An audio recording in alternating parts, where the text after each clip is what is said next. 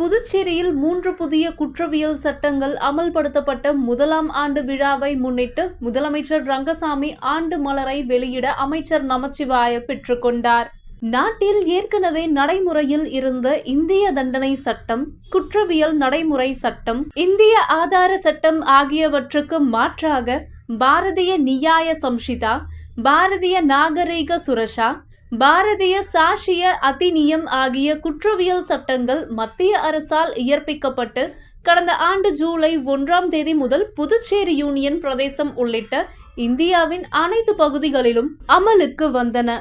புதுச்சேரியில் இந்த 3 குற்றவியல் சட்டங்கள் அமல்படுத்தப்பட்டதன் முதலாம் ஆண்டு நினைவு விழா கம்பன் கலையரங்கில் இன்று நடைபெற்றது.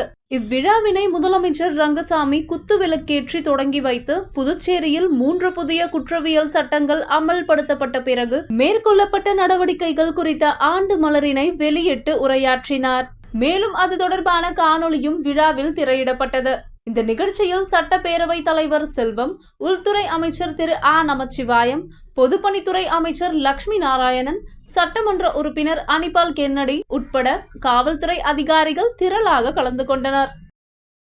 அதிகாரிகளே, உங்கள் அனைவருக்கும் எனது இனிய காலை வணக்கம்.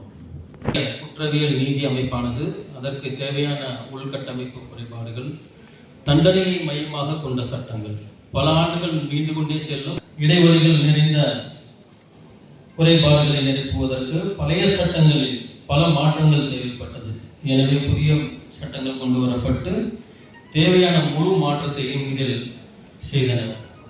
நம்முடைய மாண்புமிகு பாரத பிரதமர், மாண்புமிகு உள்துறை அமைச்சர் அவர்களின் வழி பாரதிய நியாய சங்கீதா 2023, பாரதிய நாகரிக் சுரக்ஷா சங்கீதா 2023, பாரதிய சாட்சிய அதிநியம் 2023 ஆகியவை நம்முடைய